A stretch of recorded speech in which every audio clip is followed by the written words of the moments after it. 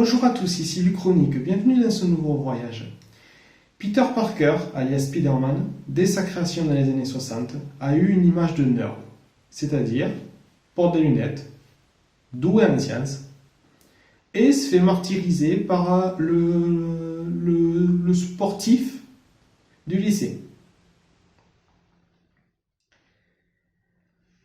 Alors, ça c'était la vieille image du nerd. Aujourd'hui, on va pas dire que l'image du nerd s'est améliorée. Un peu mieux, mais on va dire c'est pas encore ça. Aujourd'hui, le nerd, l'une des images que l'on peut avoir, c'est le mec qui dans sa chambre a toute une collection de comics, a toute une collection de mangas ou de petites statuettes, de petites figurines, et qui fantasme sur les personnages en 2D. On va dire qu'il y a du mieux. On donne un peu plus de sexualisation aux nerds. On va dire ça comme ça. Alors, premier truc que je veux dire sur Peter Parker, c'est une petite aparté, mais voilà. Dans cette vidéo, où je vais donc, comme vous l'avez compris, parler de certaines petites histoires d'amour, voire un peu de sexe que Peter Parker a pu avoir, je ne parlerai pas de Gwen Stacy, Mary Jane Watson et Felicia Hardy alias la Chatte Noire.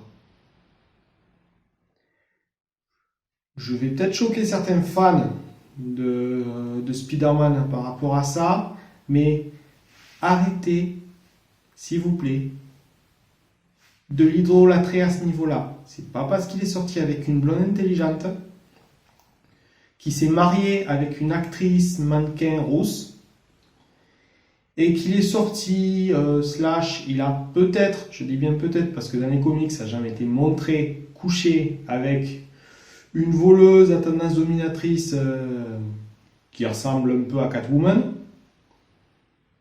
que ça doit faire forcément que c'est un dieu. Parce que pour rappel à ses fans, la blonde intelligente, elle est morte et elle a trompé Peter Parker avec son pire ennemi Norman Osborn. Et par tromper, c'est pas simplement on s'est tenu la main, on a fait un petit baiser, non, c'est on a couché ensemble. La seconde a fait un pacte avec Mephisto pour annuler leur mariage. Alors ça, ces circonstances du pacte sont plus racontées dans le comic qui s'appelle One More Day. Je vous conseille de le lire pour en savoir un petit peu plus. Je ne vais pas vous spoiler, mais voilà, sachez simplement que Mary Jane Watson a accepté un pacte avec Mephistopheles, ou Mephisto tout simplement dans l'univers Marvel, qui est l'incarnation du diable. Et quant à la dernière, suite à différents événements qui ont fait que l'un des ennemis de Spider-Man, je ne vais pas vous spoiler non plus cette partie-là, à ceux qui ne l'ont jamais lu, c'est entre guillemets emparé du corps de Peter Parker, et donc a fait quelques petits trucs de son côté. Il s'est surnommé le Spider-Man supérieur, si vous voulez en savoir plus, cherchez ça sur Google. Et bien disons qu'à cause de certains événements, Felicia Hardy est devenue une mafieuse, qui a un peu la haine avec Spider-Man. Donc quand votre ex a une haine, elle va faire quoi? Elle va sans doute vous crever les pneus de votre bagnole. Non, elle va juste essayer de tenter de vous tuer. C'est tout, on va rester dans le raisonnable. Voilà, ça c'est dit. Passons à la partie qui nous intéresse. Dû sans doute à sa notoriété, vous avez eu les auteurs qui ont suivi Stan Lee, qui ont essayé de donner du sex appeal à notre héros. Ils ont notamment donné du sex appeal à notre héros en lui faisant soit des petites, on va dire, on peut classer ça en 3 catégories. Vous avez celle avec qui il y a juste eu un baiser.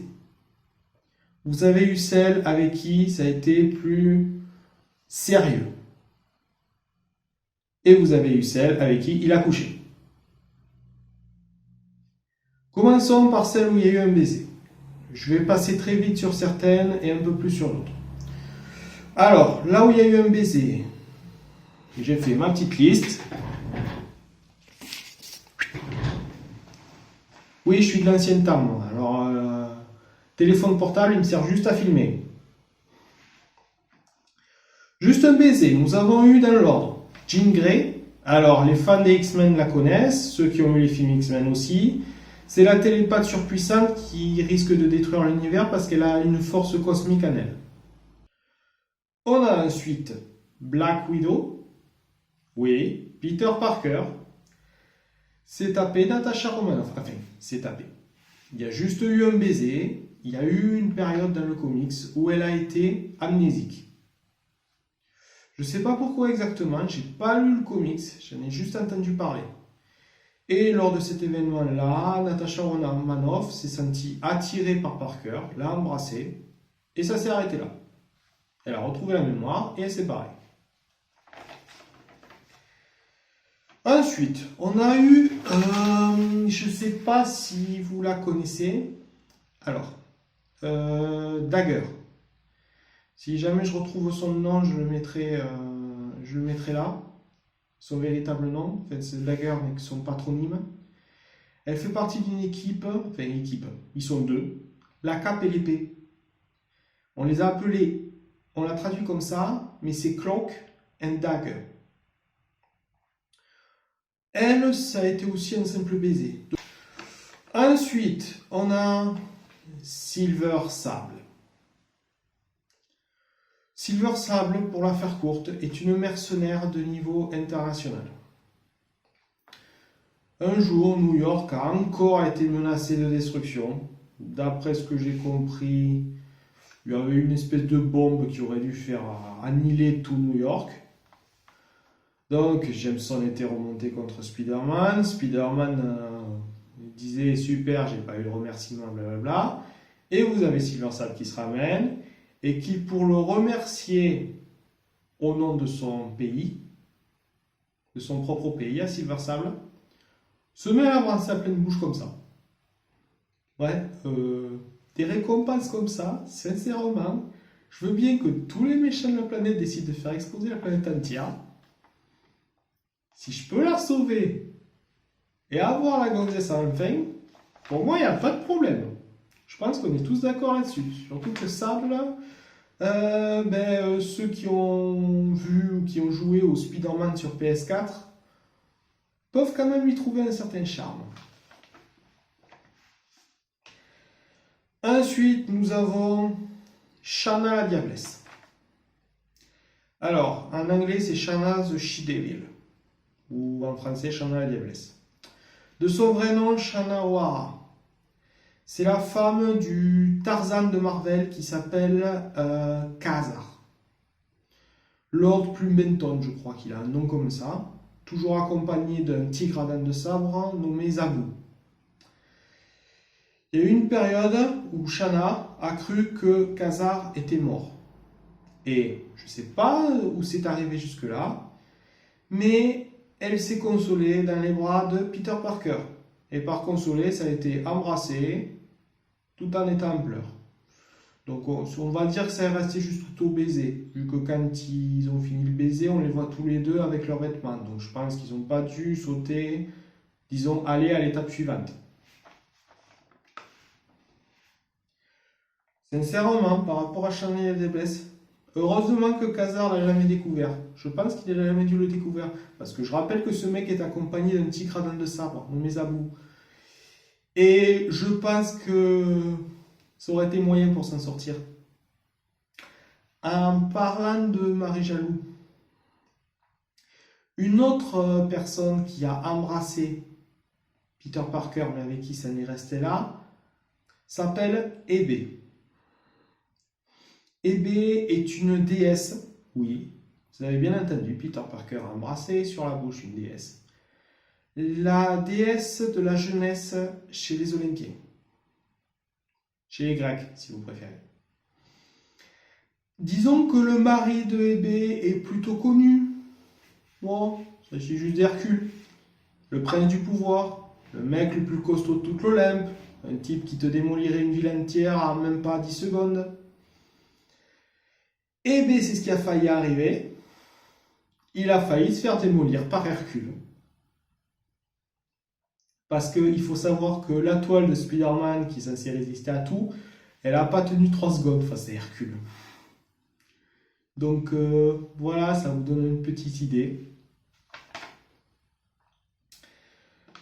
Ensuite, on a eu une extraterrestre, Else Udonta. Alors, certains d'entre vous connaissent peut-être la race de Else Udonta dont elle fait partie, enfin, pas la race, plutôt le peuple. Ce sont, alors, les centauriens. Alors, c'est pas les centauriens de Doctor Who, encore heureux, parce que ça, franchement, même sous alcool, je pense pas que j'aurais embrassé une tronche pareille. Mais c'est une race d'archers qui peut contrôler leurs flèches en les sifflant. C'est ce que j'ai un peu compris. Vous connaissez sans doute un centaurien très célèbre pour ceux qui ont vu les Gardiens de la Galaxie, Yondu. C'est le plus connu. Alors Else Udonta, pour la faire courte, Johnny Storm était perdu dans la zone négative. Il en est revenu avec toute une équipe d'extraterrestres qui s'appelait la... alors, en anglais, c'était la Light Brigade, si mes souvenirs sont bons, qu'on a traduit, oui, par, je crois que c'était la Brigade de la Lumière ou un truc comme ça. Et pour la faire simple, ils ont fait une fiesta d'enfer. Peter étant le coloc de Storm, Storm l'a invité. Ils ont fait la fête dans la rue, tout ça, etc. Il s'est mis à danser avec Else Udonta et il a embrassé. Bon, on peut dire que c'était l'alcool et tout ça qui lui a donné l'envie d'embrasser ce petit morveux de Parker. Et bien, ils vont se retrouver un peu plus tard, où Else le reconnaît comme ça le sentant, en disant qu'il était sous son aspect de Spider-Man, c'est-à-dire visage caché et tout. Donc elle le sent, d'après ce que j'ai compris. Et elle lui dit la réplique la plus belle que j'ai jamais entendue, enfin lue surtout. Vous allez la voir là. Elle lui dit littéralement qu'elle se souviendra toujours de ses belles lèvres et de son beau cul. Voilà. Là, je pense que dans tout l'univers Marvel, avec toutes les filles qu'il est sorti, c'est la seule qui lui ait jamais dit ça aussi caché. Et la dernière, ça peut paraître étonnant, mais ce mec a réussi à embrasser Susan Storm, la femme connue sous le nom de femme invisible. Celle qui, on dirait qu'elle a un attrait pour les scientifiques, à part aussi son attrait pour les empereurs de la mer à moitié à poil. Alors, les circonstances. On va dire que dans les années 60, quand Spider-Man rencontre pour la première fois les 4 Fantastiques, il y a, on va dire, Suzanne qui joue un petit peu avec lui en disant qu'il doit être assez mignon derrière son masque et son truc, etc. Donc on se dit, bon, ça va, ça reste là, c'est gentil. Et puis, il y a eu quelques années plus tard, bien plus tard, un épisode où, pour faire simple,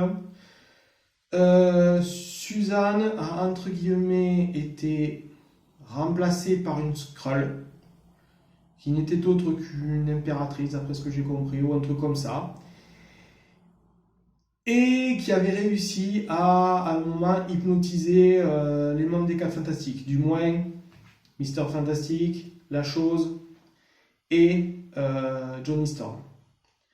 Pour les réveiller de leur hypnose, il fallait un grand choc. La Chose, il a embrassé sa copine du moment, qui était Miss Chose, on va l'appeler ça comme ça. Je ne sais plus son nom exactement, je le mettrai là si j'arrive à le retrouver, pour la réveiller. Et pour réveiller Johnny Storm et Red Richard, Mister Fantastic, il n'a rien trouvé de mieux, avec bien sûr l'accord de Suzanne, donc criez pas au viol de suite. Ils sont embrassés. Donc ça les a bien réveillés. Storm a dit qu'il allait avoir l'image en mémoire et que ça lui faisait mal aux yeux. Et Red Richard l'a plutôt bien pris qu'un mec embrasse sa femme devant lui. Alors, comment qualifier ça? Eh bien, disons que oui, il a fait ça pour pouvoir sauver, donc c'est pas un véritable baiser. Mais quand on sait par la suite que Suzanne va lui balancer qu'elle a eu avec lui le baiser le plus coincé de toute l'histoire, c'est pas mal.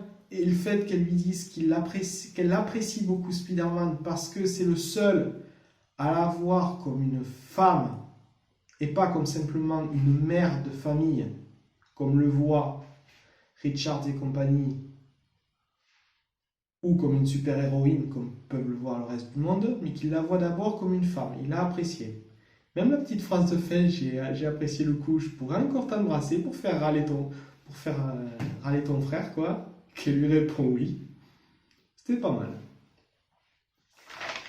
Alors, on va ensuite passer à avec qui j'ai couché. Alors, celle dont je vais parler est celle dont on montre qu'elle couche. Alors, rassurez-vous, étant donné que ce sont des comics qui sont soumis au Comic Code, ça reste du léger. C'est-à-dire, c'est embrasser fougueusement, où on ne voit pas la poitrine, ni le sexe. Non, non, calmez vos hormones, sortez pas les mouchoirs. Voilà, ça reste du léger. Silk, alias Cindy Moon, qui a les mêmes pouvoirs que Peter Parker, sauf qu'elle n'a pas, entre guillemets, sa force, mais elle est plus agile que lui. Alors, il n'y a rien de pervers là-dedans, elle est vraiment plus agile que lui. Disons que si je devais lui trouver un surnom, ça serait un régnant en chaleur. Pourquoi? Parce que chaque fois que ces deux-là sont dans la même pièce, soi-disant, ils ont leurs hormones d'araignée, c'est qualifié comme ça, qui les excitent tous les deux, ce qui fait qu'ils ne peuvent pas s'empêcher de vouloir coucher ensemble comme des lapins. Ils ne peuvent pas rester éloignés. Il faut qu'ils restent éloignés de plus de 20 mètres, on va dire, qu'ils ne soient pas en face. Sinon, ils auront instantanément envie de coucher ensemble. Voilà, ça reste là pour eux. Une relation, on va pas dire platonique, mais voilà, ils se voient ensemble, à cause des hormones, ils veulent coucher ensemble. C'est la seule pour laquelle on peut vraiment dire que Peter a couché au niveau des héroïnes de Marvel. Avec. Il a couché avec d'autres femmes, il faut le savoir. Mais moi, j'ai préféré m'attarder plus sur les héroïnes de Marvel. Héroïne, enfin. Soit femme à super pouvoir, soit femme bien connue de l'univers Marvel.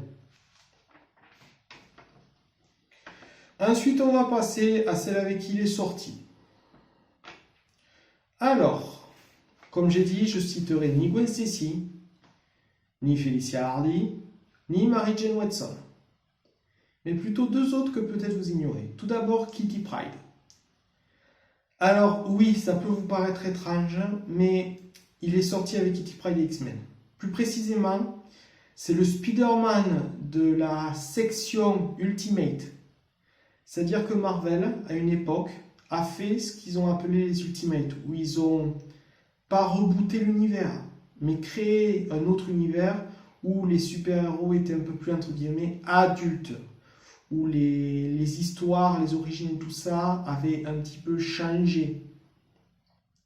Et dans ce changement, il y a eu aussi, entre guillemets, des changements dans les filles avec qui Parker est sorti. Il y a toujours eu la Gwen Stacy, mais qui était très différente de la Gwen Stacy de l'univers Marvel connu. Et il est notamment sorti avec Kitty Pryde des X-Men. Donc on va dire la même Kitty Pryde, c'est-à-dire celle qui est capable de phaser à travers la matière. Ceux qui ne comprennent pas ce que veut dire phaser, vous ouvrez un dictionnaire, vous verrez ce que ça veut dire, ou vous cherchez sur Google. Donc ça s'est arrêté là, ça a été plus petit bisou et voilà. Et la dernière personne avec qui Spider-Man est sorti en date, alors ça va peut-être être un spoiler pour ceux qui n'ont pas lu les comics, mais ce cher Spider-Man est sorti avec Mockingbird, alias Bobby Morse. Si vous avez vu la série Agent of S.H.I.E.L.D., vous voyez de qui je veux parler. Pour les autres, c'est une ancienne agent du S.H.I.E.L.D. qui se bat, qui est maître dans l'art du ce qu'on appelle le beau, c'est-à-dire se battre avec un bâton, qui aussi maîtrise l'art de se battre avec des matraques. Scientifique, plutôt intelligente, plutôt mignonne, hein, qui a une histoire un peu particulière puisque c'est l'un des premiers personnages pour lesquels on évoque un viol. Ouais, ouais, vous avez bien entendu. C'est la première personne dans lequel, dans son histoire, elle a été littéralement violée corps et âme. On va dire ça comme ça. Si vous voulez en savoir plus, cherchez sur Google. Alors, vous attendez pas à trouver des images. Non, non, non. Cherchez juste sur Google pour savoir de quoi je parle par rapport au viol. Alors, pour elle, j'ai juste une question. Pourquoi?